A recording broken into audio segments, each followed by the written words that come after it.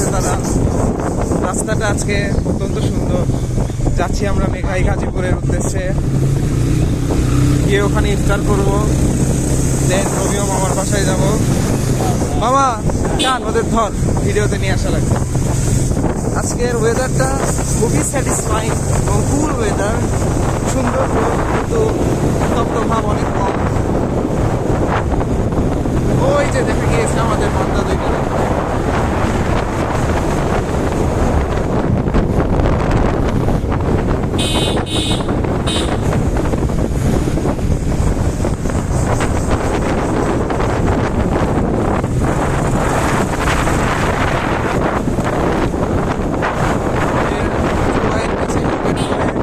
সামনে মাহবুব দাদা ড্রাইভ করছে।